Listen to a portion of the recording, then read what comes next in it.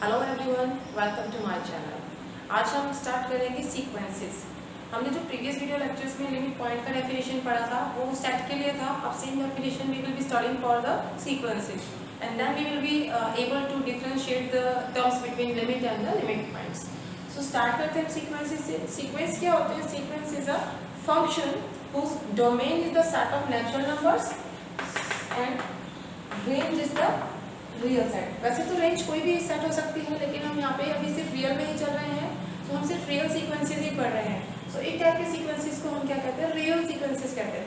So you में से F of N, इसको आप किसी भी फॉर्मूला से डिफाइन कर सकते हो, से n प्लस 2 या whatever the real number you want to have. You may have square root of n as well. अगर आपको लगे कि यहाँ भी नेचुरल है तो ये भी नेचुरली आएगा, सो आप ये भी ले सकते हैं स्क्वायर रूट ऑफ, कोई दिक्कत नहीं है उसके अंदर में। So these are called sequences. Okay, इसको जनरल टर्म्स में हम an से डिनोट करते हैं बेसिकली। सो an में suppose if you say n upon n plus 1, so this is again a sequence. तो यहाँ पे आप हमेशा याद रखेंगे कि जो n होगा ये नेचुरल नंबर होगा। ओके, सो सीक्वेंसेस में 10 टर्म्स आती हैं bounded sequences. So bounded sequences के लिए हमें पहले पता रहना चाहिए what are bounded above sequences and what are bounded below sequences. So सबसे पहले हम बाउंडेड अबव सीक्वेंस देख लेते हैं।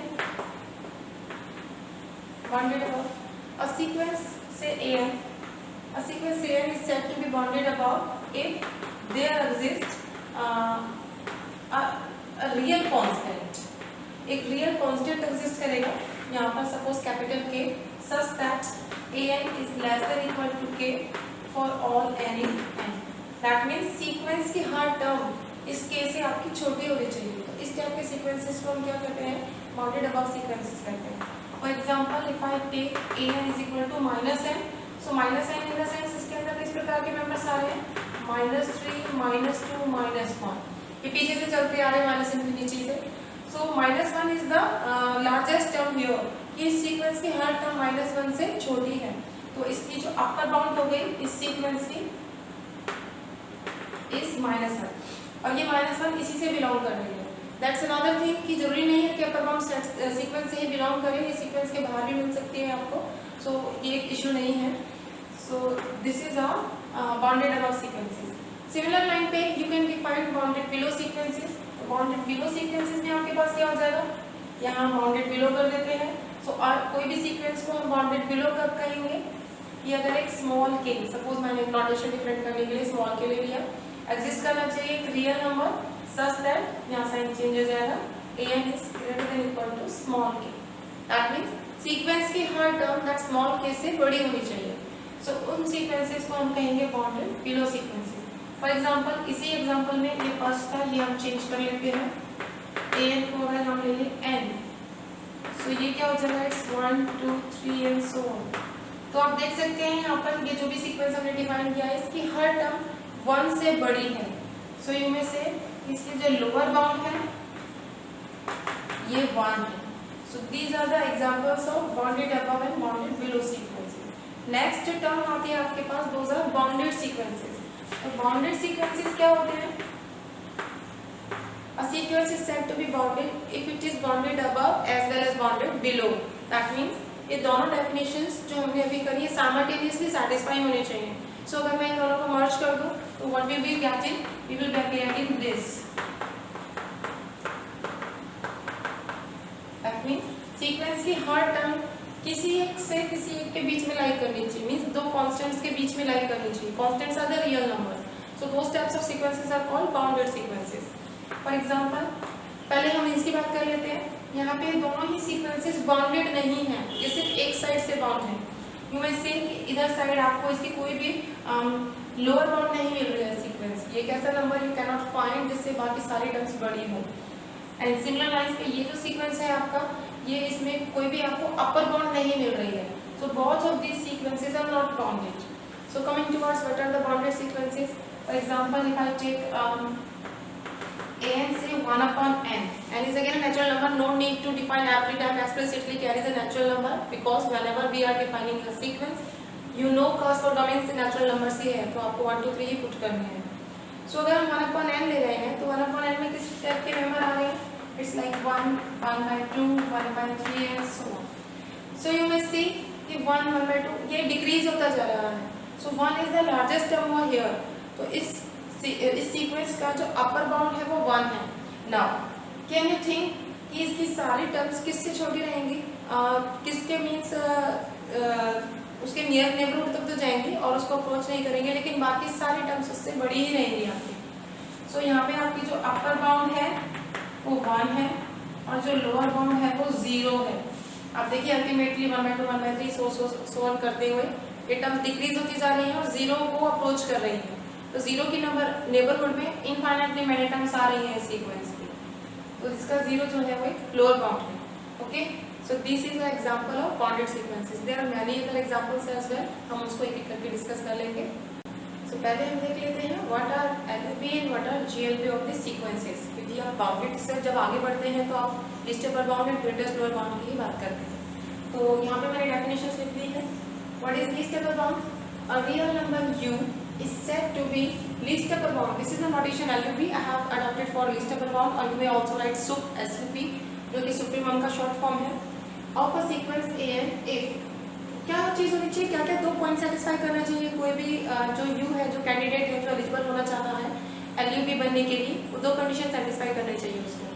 फर्स्ट थिंग, एक अपर बाउंड होना चाहिए, अपर बाउंड की जो हमने अभी डेफिनेशन पढ़ी थी।